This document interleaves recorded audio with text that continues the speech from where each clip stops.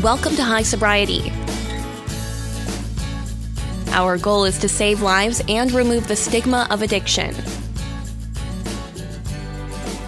Here's the host of High Sobriety, John Mabry. Hi, welcome to High Sobriety Podcast. I am your host, John Mabry, and it is absolute honor and pleasure to have Trisha Benitez here in the office with us. She is one of our outside treatment specialists, works on the front lines every single day, saving lives, helping get people into the right treatment center. Here at Addiction Campuses, we have 4 residential treatment facilities throughout the country, but we connect people with facilities all across the country, and Trish helps get people in the right place at the right time. So welcome to High Sobriety. It's good to have you here. Thanks for having me. All right, so give you a little idea of what we're talking about here. Now, what does a typical 5-year-old's life look like? Trish's did not look anything like a normal 5-year-old, and let me give you some ideas of what she went through. She was born to a woman who tried to give her away immediately, like a puppy. And later, Trisha found her 30 years later in life, and we might talk about that here in just a little bit. She witnessed her dad intoxicated most of the time, resulting in a suicide attempt that happened in front of Trisha. If that wasn't bad enough, she lived in and out of bars for years and literally had a bed in the back of a bar in New Orleans that she slept in and called home. By the age of 5, she was molested, and nobody believed her. And later on, she was taken and placed in an orphanage after her dad picked her up for the final time, intoxicated at age 7. And I believe you were beaten and abused in this orphanage as well. Is that right? That's right. All right. So we got some heavy stuff here, but I got to tell you, Trisha has overcome so many things, more things than most people have gone through. But I know there's so many things in her story that people can relate to. And it comes down to fear, anxiety, trust. These are heavy subjects that she's been through, but I think you're going to find that you can relate in a lot of ways. So go ahead and tell us a little bit about your story. Tell us about what life was like for you. Well, that's the interesting piece, is that, looking back on it now, to me, that was my normal. That was norm for me. However, understanding what I have gone through and overcome is not what normal is. I do have good memories from my childhood, such as, playing with sidewalk chalk and hopscotch and riding your bike through, your city streets. But, I try to remember those more than I try to remember the bad stuff. So I think a great starting place would be the earliest part of your life that you're comfortable sharing with, that you can connect with, and go from there. Because I think so many people out here who struggle with addiction and mental health issues have had childhood trauma. Yeah, and it's a really big issue that if people don't address and don't look at childhood traumatic events, they can affect you the rest of your life. So I think starting off early in childhood might be might be a great place for our listeners to connect with you. Yeah. So I remember my dad being a very loving dad. However, the best way he knew how to love me was he was drunk almost every night. He had girlfriends in and out of his life that were ending in really bad relationships. They were physically abusive towards one another. I would witness that. We lived, like I stated, we lived in and out of bars a lot of the time. Most bartenders in New Orleans as a child knew exactly who I was. I was Bobby's daughter. Oh my gosh. And a typical meal would have been a Shirley Temple with the Cheez-It crackers. I remember that to this day. Always being able to go right up to the bar where he was playing pool at or shooting darts at and sit at the bar, and they would have instantly my Shirley Temple and my Cheez-It crackers. I remember that a lot of the time, and he met a woman, I'm going to not disclose her name, and she had some family that came in town, and her brother, technically by marriage my uncle, he came into my room one night, and I was roughly 5 years old at this time, and he molested me. And I woke up begging him to stop, telling him as a child, that hurts, that burns, don't do that. I don't like this anymore. Please make it go away. And he told me if I ever told anybody, he'd kill me. And a few months later, as a 5-year-old child, I thought to myself, I'd rather be dead than to have this ever happen again. So I told. And when I told, the man that my dad married slapped me across the face and called me a lying rat and said if I ever repeated that, I would either have a lot to pay for, or she would take my dad away from me. And because I knew no other dad, I was scared to death of losing Daddy. I didn't care if I was gone, but losing my dad was the worst thing ever. Only to find, he was an unfit father to myself and my other siblings. I have an older sister who, she has her own stories that she could tell about, the things that she's been through with him and the relationships that she's seen. And she helped him raise me a lot of the time because he was out drinking and partying. And she was probably 18, 19 years old, having to care for me a lot of the time, when that resulted in her friends thinking she randomly had a baby at some point in time. So, she and I have a very unique relationship because of all of the stuff she and I have both been through. And she's a positive force for me. Like, I'm very blessed that she's still a part of my life. And we've gone through a lot of stuff, as most sisters do. But it's nice knowing that I have some form of solitude and consistency. Because good night, that was definitely not a piece of my world at all.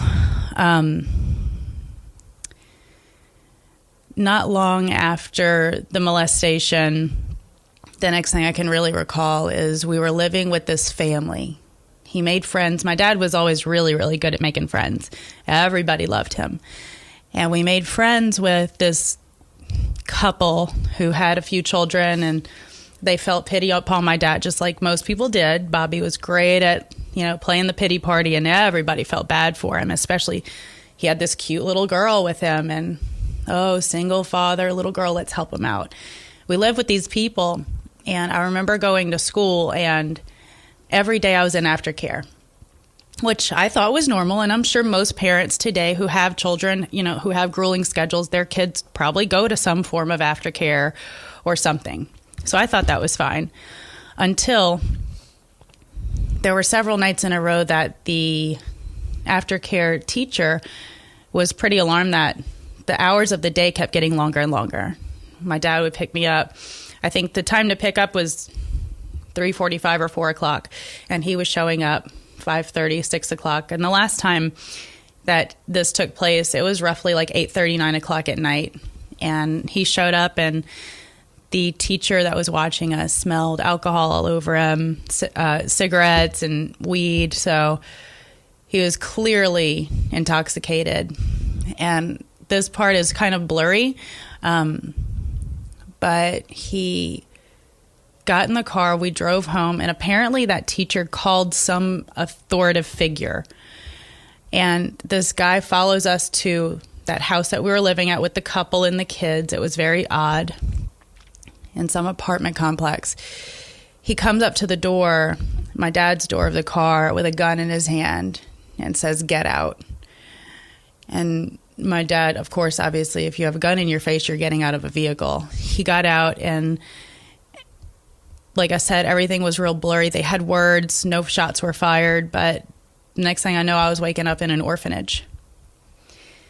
And I didn't know what to do, how to act, because I was taken away from everything. So the reality and the fear of, I told this secret of the molestation, has now come to reality. My daddy has been taken away. And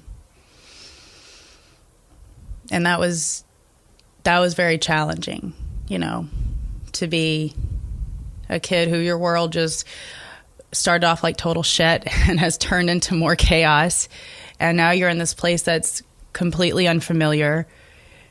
And the only thing I can equate that place to would be jail. I can't imagine. If you've been to jail, then you could. And I think that's the only way I can ask somebody to empathize with that scenario, is if you have been in jail, you can understand. Jail for a child. Yeah. The freedoms that you had, even though it was chaotic, the relationship that you had with your father, the only thing that you had, the only lifeline you had to any kind of possible love and attention and care, even though it was chaotic care, at least you had something to hold on to. It was just gone. Completely gone in a second. Mm-hmm. Seemed like literally overnight, like you go to sleep and you wake up and you're in a whole new country. Yeah, like a different planet. Like, where the hell am I? What happened? Who are these people telling me when to eat, when to sleep, how to use the bathroom, if I had bathroom privileges during certain hours, how to dress. You experienced some chaos while there. How long were you there? Just under a year. Okay. And what kind of chaos did you experience there? I was tormented a lot because of the way I look. No one there looked the way I did, and meaning I was the only white girl in this orphanage. New Orleans. Mm-hmm. And I'm probably going to get a lot of flack for that, but at the same time, I still don't understand how any of that took place at such a young age. I still never will. I had to fight for myself on a daily basis. I was made fun of for the way I looked. I wasn't included in any activities while there. My sister was able to come visit me on certain visitation days where that blew our minds, because this is my family, who she's not allowed just to come be with me. And she was trying to get me out of there, and she finally did, thank God. But going through that, I went to a school that was in walking distance from where we were. So I had to walk with the girls from the orphanage who hated me. So they would beat me up on the way to school. So I was late for class and get in trouble and be in detention. And if you got in detention in school, you got in a lot more trouble when you got back to the orphanage. So it was literally like a child's version of being in jail, to where it's like the stories I hear about people being in jail.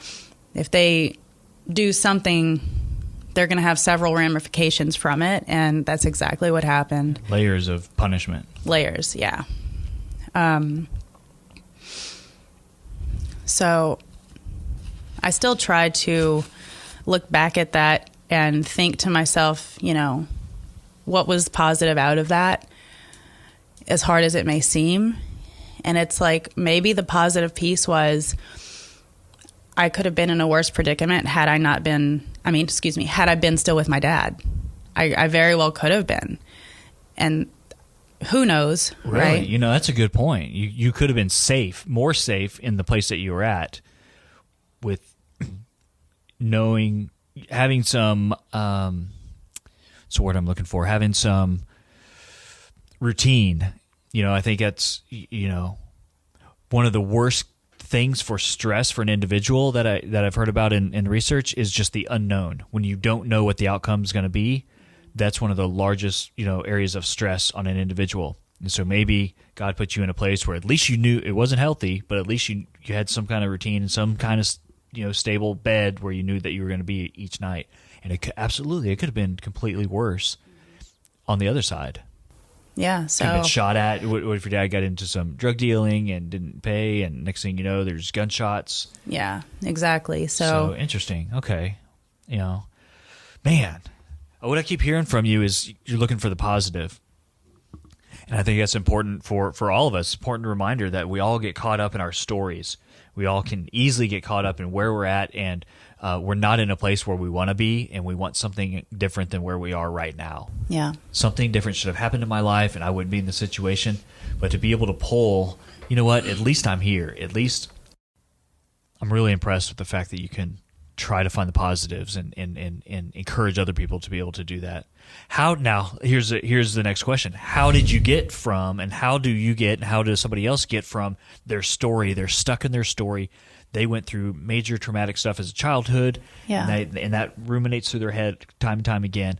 How did you get specifically from all this trauma to where now you're holding down a job, you have, a boyfriend, you have a life, a normal life, and that you've been able to build up, but you didn't do it on your own. How did you get there? No, good God, I definitely didn't do it on my own. None of us do any of this on our own, that's for sure. Coming from such a horrific childhood, I did the next thing that I thought was how to do it, which was bounce from awful relationship to awful relationship, distancing myself from my sister for years because, hell, I still don't even know why, but I did. And like I said, it's just one really crappy relationship to the next. And, the definition of chaos is doing the exact same thing, expecting a different result. And that's what I was doing, or insanity. Same thing in my book. So it is what it is. And I knew I had to break that cycle some way, somehow. And the last really awful relationship I was in, I left. And the day I left this person, he basically put a gun to my head and told me he would kill me if I would leave unless I signed some nonsense promissory note. So I signed it any way I could, and I said, I'd rather be dead than live in this situation one more time. And I left that day with a few bags of clothes, about $150 to my name and my dog. And I called my sister and I said, I just left. And she was dealing with a lot of stuff with her in-laws in Florida. So she was like, Trisha's crazy right now. This is not happening. She's not really doing this. And I said, yes, I'm literally in the car with my dog, 4 bags of clothes, and I have $150 to my friend's house in Mississippi. And she did everything in her power to help me get my own place. She invested in me tenfold. And had it not been for that miracle of having her as a family member who, no matter what we've been through, she'll never give up on me. That's unconditional love. And that's unbelievable. And that I think is the biggest blessing. Like, so many people don't have that. If you could tell your sister something right now, what would you tell her? I'm so thankful. And she's a complete godsend on so many levels. And I don't know if she'll ever really know that, but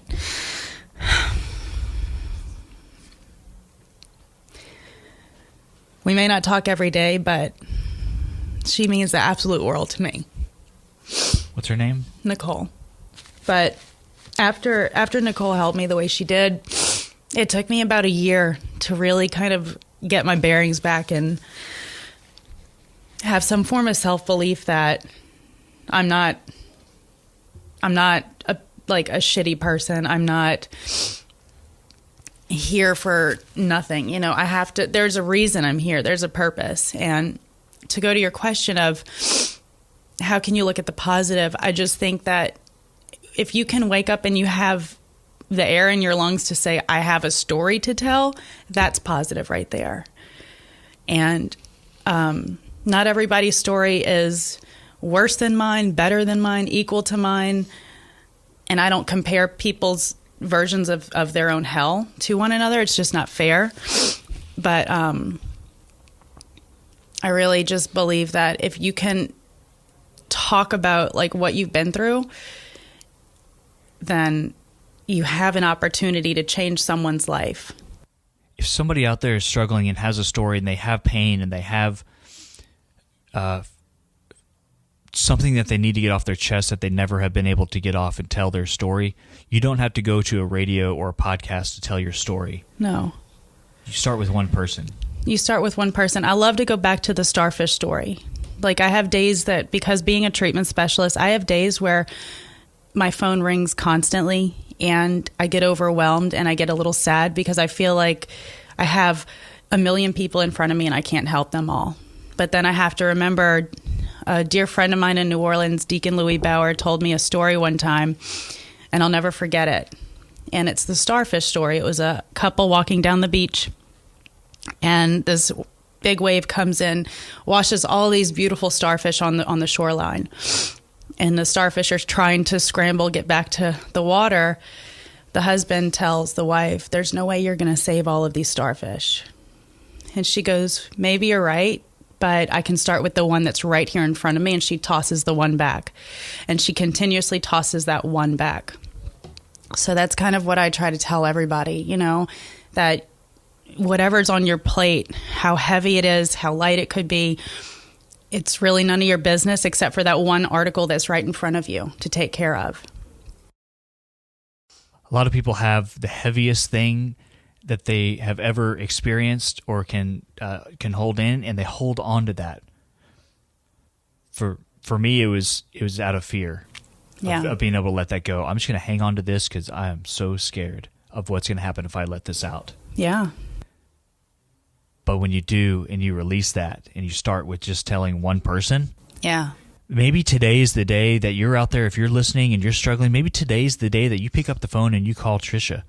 You know, she is a treatment specialist on the front lines of addiction and help gets people placed in facilities all across the country. If you need to call somebody, what's your number, It's Trisha? 504-444-1204. And again? 504-444-1204.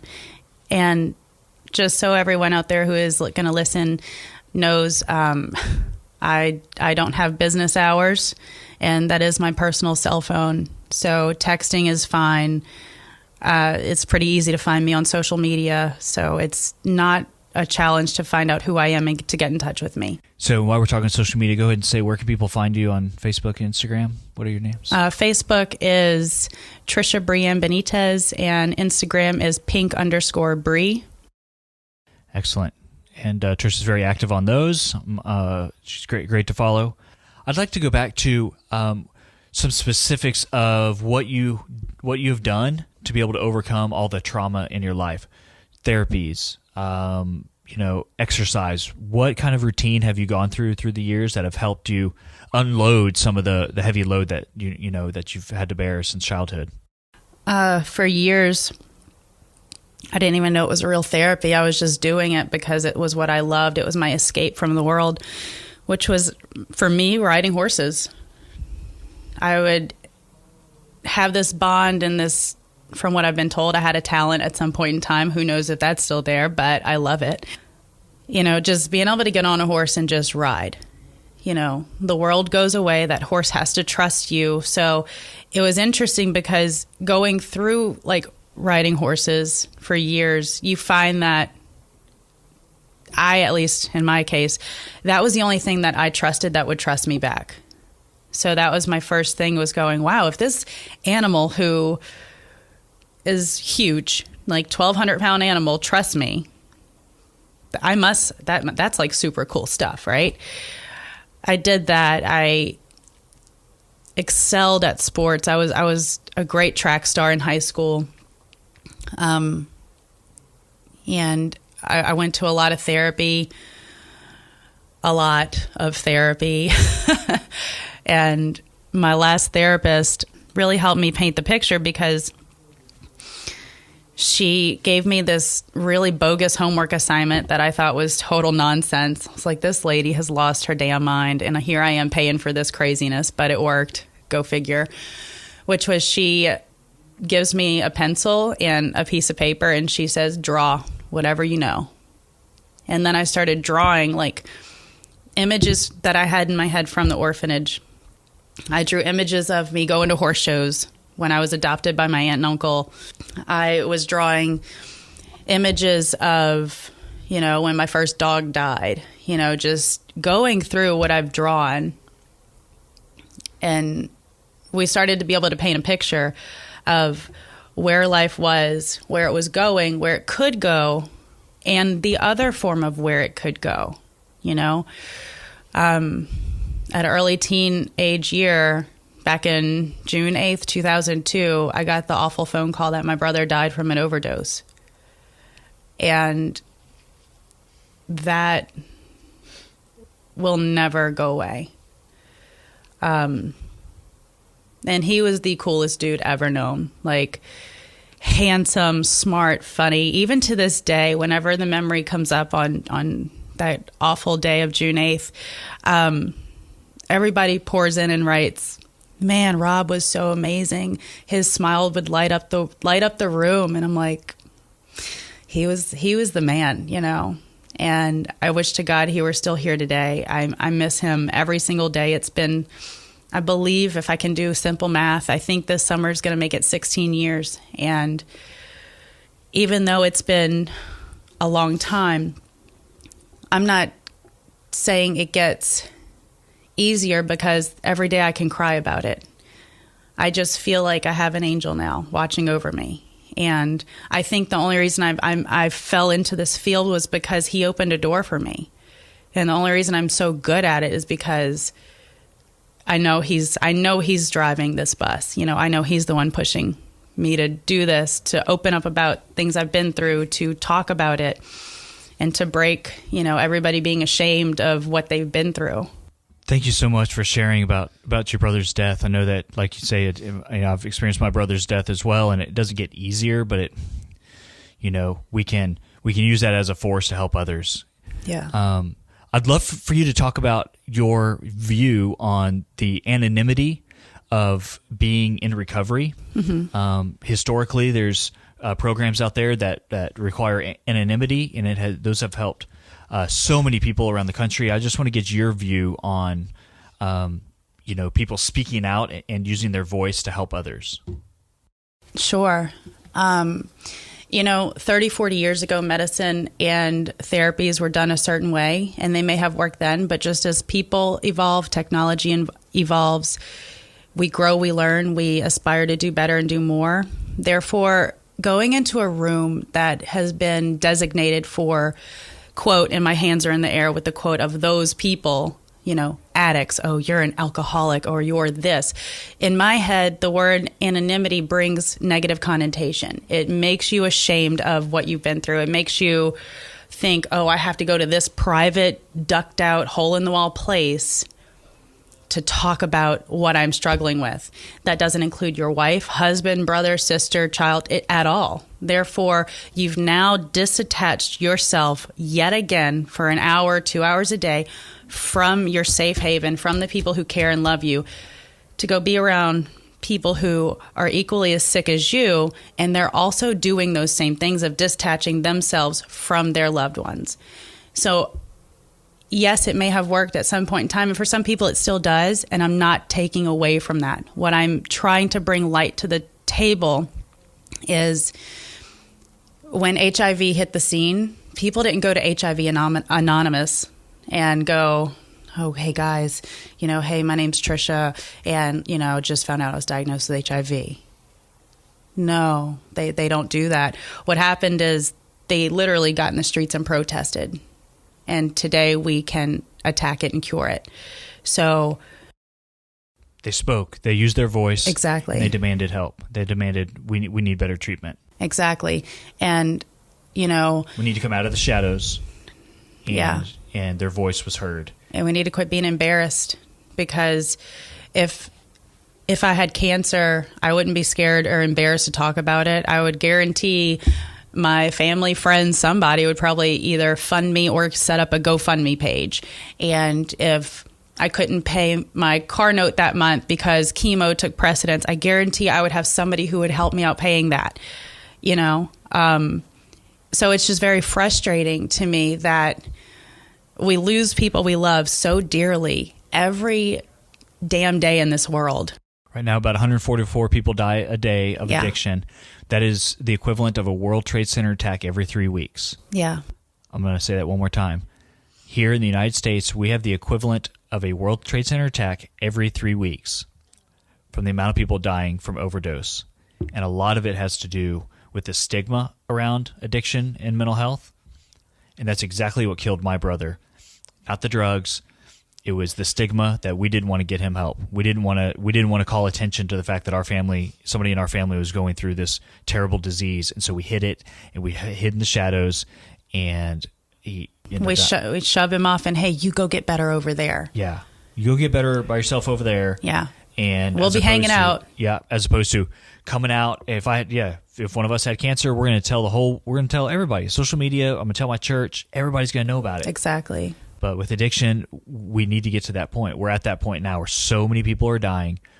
We got to tell people to come out and say that they're struggling. I mean, our world, our countries, and it's desperate right now. And that's the very first thing I discuss with people is, are you guys HIPAA compliant? I said, yeah, we are, but we're not, the anonymity piece I'm breaking, and I look at myself as being that one starfish who's going to start breaking that stigma, because I'm not scared to talk about it. I'm not ashamed to talk about it. No one should be.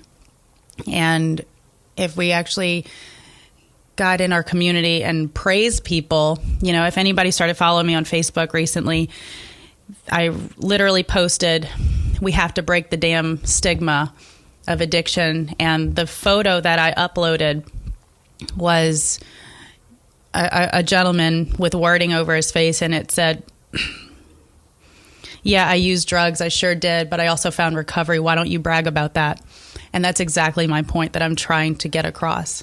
Exactly what we talked about earlier. You can talk about the negative. You can talk about your story. You can hang on to that story, and it'll take you to the grave because you're hanging on to maybe you were molested as a child. Maybe you were physically or emotionally or sexually abused at any age. It's okay that happened to you. It happened. You can recover from that, and you can get help. You need to talk about it, as scary as that is. Maybe today is the day that you are going to go to the streets and buy some drugs off the street, or you're going to the liquor store in 2 hours and you're going to drink the rest of the day. Maybe instead of doing that, today is the day that you pick up the phone and you call Trisha. Trisha, your number again? It's 504-444-1204, and that's 24-hour access. So we normally don't do this. This is the first time we've actually had one of our outside treatment specialists on a podcast. If you're not comfortable with calling Trisha, if you're looking for, if you want to talk to a male or you want to talk to somebody a little bit more privately, we have a call center that operates, every day. And we have trained treatment specialists that take life and death phone calls every single day. And if you feel like you're in a life or death situation, or you just can't handle where you're at anymore, that's okay. I've been there before. Trisha has been there before. But what we did is we told somebody. Yeah. And maybe if you're not comfortable calling Trisha today, go ahead and give our call center a call. We take 13,000 calls a month. We'd love to hear from you today, and we'd love to help you. And the phone number to our call center here at Addiction Campuses is 888-614-2251.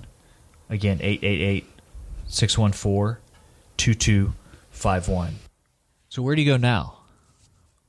Where does Trisha Benitez go now? You made a scary move recently from New Orleans, from everything that you knew, everything that you had grown up with and tried to work through in New Orleans 4 months ago, and you moved here to the Nashville area to serve as our area treatment specialist. What now? Whatever God has for me, honestly. I don't worry. I'm not the 5-year planner. I'm not planning 5 years out. I don't know what 5 minutes from now is going to bring after this podcast. So that's really none of my business. All I know is that I have to do what I've set out for myself to do today, and do it the best of my ability, and hope to God I can change at least one mind or not save a life today. That's my biggest goal, is even if I don't have the opportunity to meet someone who wants to or needs to go into treatment, at the very least, if I can make a positive impact some way, that's my biggest goal.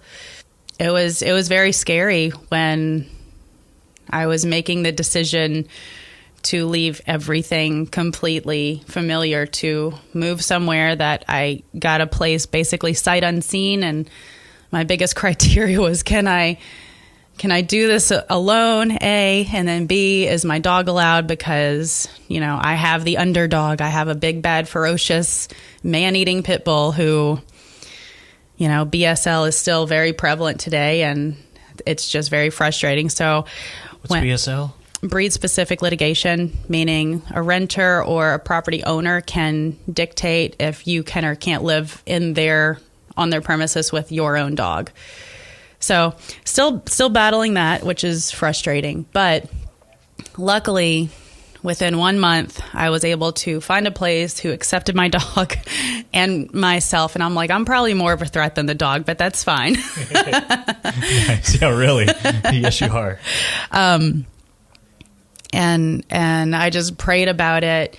And a lot of people don't even know this, but that entire month, as soon as I said yes, I basically cried every single night because I was scared to death, going, oh my God, I'm leaving everything I've known to come out here for a career, for a company that I believe in, for people who have answered every question about making me feel better about making this move, this decision, coming out here with very little to no peer support, just having a few friends and my family back home encouraging me that there's nothing I can't do, which I knew that, but it does feel nice to hear those things every once in a while.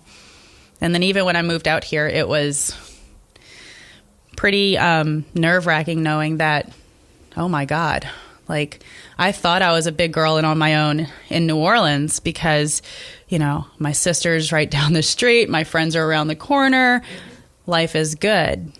But when you move to a place where you know no one, you've gotten into the territory and your first, act of duty is to work and show your company that you are exactly who they need you to be.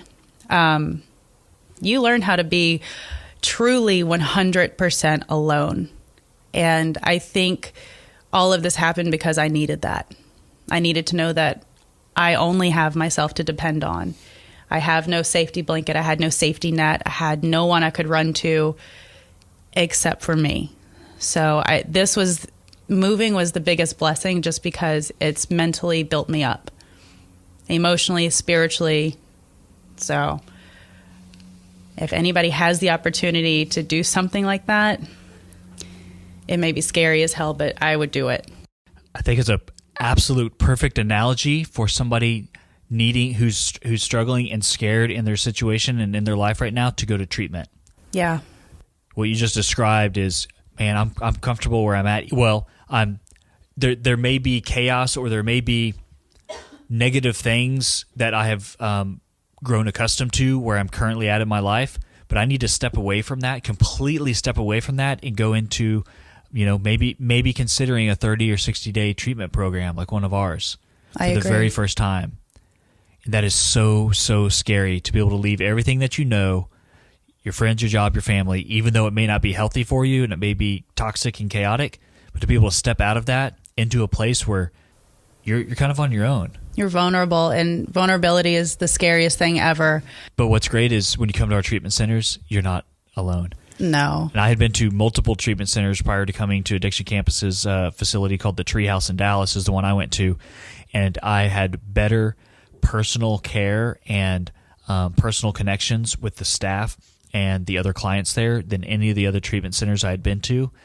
It made a world of difference when everybody on staff knew my name by day 2 or 3. They genuinely cared about me and took care of me in a way that other treatment centers didn't. So if you're scared and you're struggling and you need help today, pick up the phone and call Addiction Campuses or call Trisha directly, and we can help get you in where you can be vulnerable and you can start the process of working through what you need to work through, but you're not doing it alone. No, you're definitely not. And just like our mission statement begins with a heart of compassion. And honestly, those few words were the main selling points and the winning golden ticket or whatever you want to say for me to make this move is because this company actually does have that.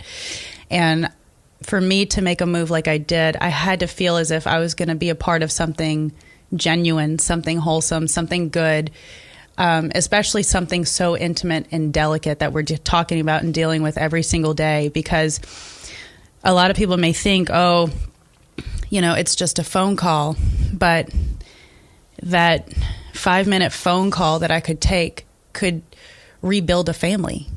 It can give hope back to people who are completely lost or people who have given up on their loved ones. It can mend a marriage. It can bring everything back together. So I don't look at it as, we just have a call center. No, we have a family here who are in this beautiful brick and mortar building, which is fine, but this isn't a call center. This is a family. And every time I've had to send a patient in or transfer them into our inside team, I'm still very heavily involved with them. I've called my inside family crying about a patient because I live and die with every phone call. I really do. And maybe some people would say you're too invested or you're getting your emotions too into it. But if I don't authentically let myself love each and every person who calls me, what am I doing this for? Mm-hmm. Nothing. I have to wear your emotions on your sleeve. This isn't the time to be a tough girl or to be a tough guy. This is a time to let somebody know that, hey, we're total strangers and we're on this phone and I get it. This is so weird, but somebody cares. Somebody actually gives a damn about you, and we want you to succeed. We want you to live. We want you to get an amazing experience and get healthy so you can give back to your wife, your kids, your husband, your job, our society. Yeah, thank you so much for sharing that. That brings up, for me, I am a true living example of what you just described for addiction campuses. My last relapse, I'm in the hospital. My wife doesn't know what to do. She goes to get something to eat, and they call over the loudspeaker, Sarah Mabry, will you come to the ER? Her mind, she thought I had died. She was scared that I could have died. That's where she was. And there are people out there that are in that situation right now. You have a loved one right now that you're scared. Every single day, you worry that if they're going to come home or not, or if they're going to answer your call or return your text. My wife called Addiction Campus's call center, talked to an individual. I was on a plane the next day. It set in motion the 2 years of sobriety that I have now. I have a job. I have a normal job. I can hold down a normal job now. How cool is that, though? It's awesome. Yeah. I spoke last year in front of over 6,000 people. Now I've got Trisha coming up in the wings, and we're going out and giving talks in the community together. Now she's sharing her story on a podcast. That's going to reach so many people. I mean, when you let go, as scary as it is, if you're going through something, today's the day to pick up the phone and call, and it can change your life or your loved one's life and set them on a completely different path. And Trish and I are living examples of that, and give all the credit to God, for that glory and in the process that some of the processes and techniques that I learned at addiction campuses. One story I love to tell is, we're not just a clinical facility. We don't just go in. We're not a hospital type facility. Our facilities are beautiful. They're welcoming. They're warm. They're comfortable. They're huge. As they should be, because it's okay to have comfortable, beautiful, big, nice, alluring treatment. Treatment doesn't have to be, a bed to lay on and a bucket to throw up in a gray dungeness type setting. That's not treatment. My God, you might as well be on the street and be a homeless person. So treatment has come such a long way, and it's okay to be in a beautiful setting with good people who are all on the same path as you. Yep. And what we do is we promote this, and we actually back it up, and a lot of places don't. We meet you where you're at. I use the example all the time in my talks that if you come to our facility and it's determined by our therapist, the therapist that you work with, the master's level therapist that we have at all of our facilities, they determine it makes sense for you to throw a ball against a wall for 2 hours a day. We'll build that into your plan. All right, you get to throw a ball, 2 hours. You can skip some of the classwork maybe, and we'll let you throw that ball against the wall for 2 hours a day if that makes sense for you. So we're going to meet the client where they're at.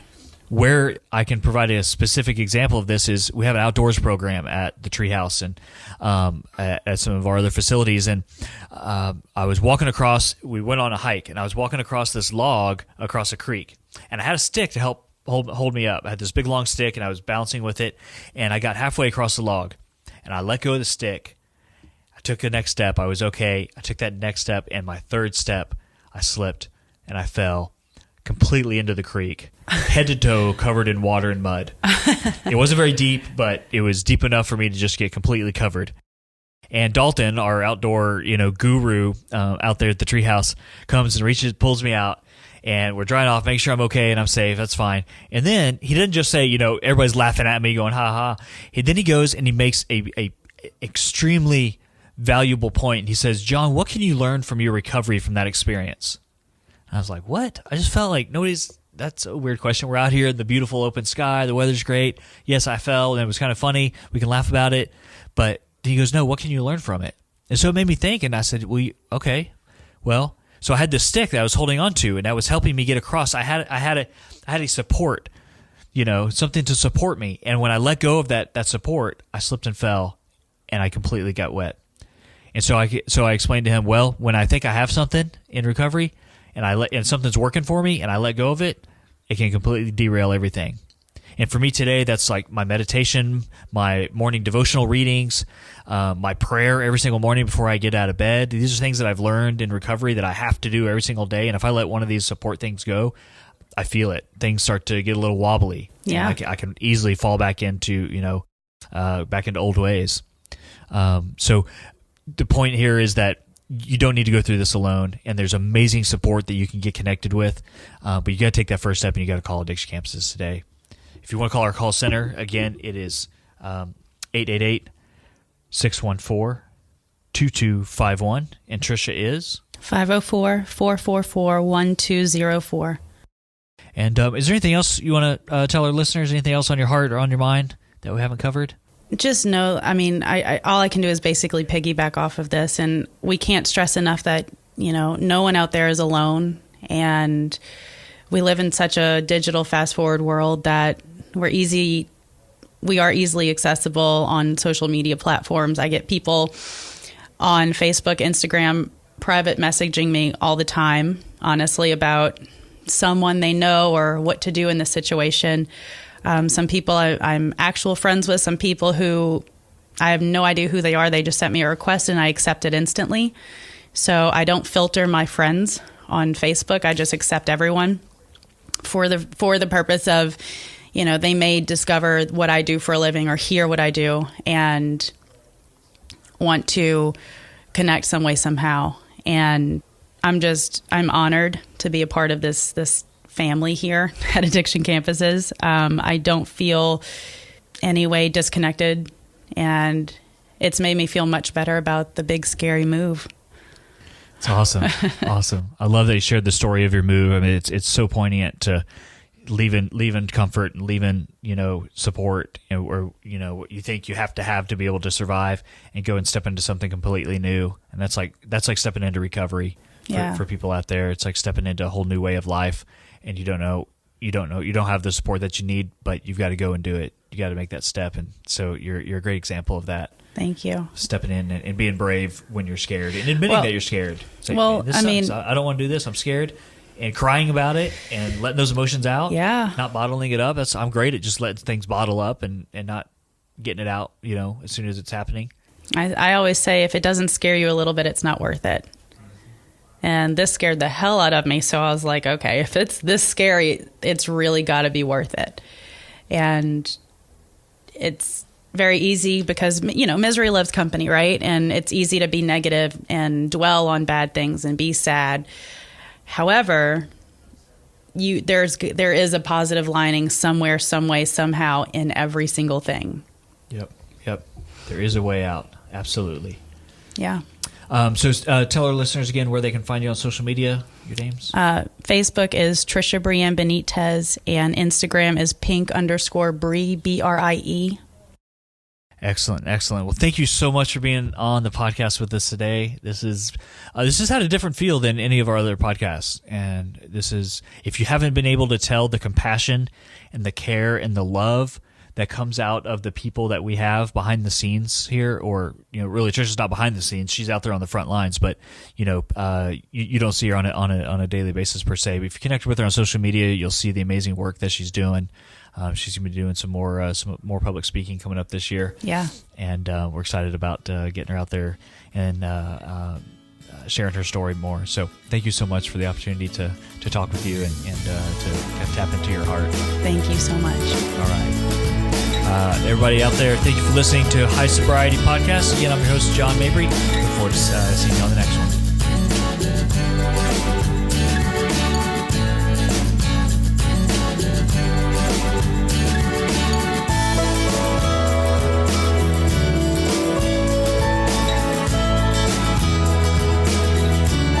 Thank you for listening to High Sobriety. If you or a loved one are struggling with an addiction, we can help. Call our hotline at 844-888-HELP. That's 844-888-4357. Don't wait. Call today, 844-888-HELP. High Sobriety is an Addiction Campuses podcast.